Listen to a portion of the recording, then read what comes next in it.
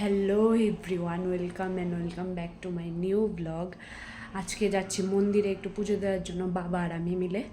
তো চলো দেখতে থাকো আজকের ব্লগটা।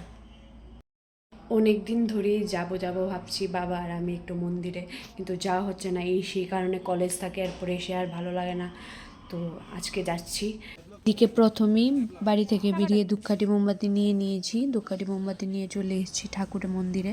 এই মন্দিরটা আমার বাড়ির কাছেই, তো বেশি দূরে কোথাও যাইনি। বাবা আর আমি এখানে এসেছি। প্রথমেই বাবা দেখিয়ে নিচ্ছিল ধূপকাঠি মোমবাতি, তো বাবা দেখানোর পর আমি দেখিয়েছিলাম। আমি ঠাকুরকে ধূপকাঠি মোমবাতি দেখিয়ে নিচ্ছিলাম এদিকে। আর এই ভিডিওটা আমার বাবা রেকর্ড করেছিল বলতে আমি বলেছিলাম বাবাকে, বাবা আমাকে ছোট একটা ক্লিপ নিয়ে নিও তো, আমি ব্লগে দেওয়ার জন্য। বাবা বলেছিল ঠিক আছে, নিয়ে নেব।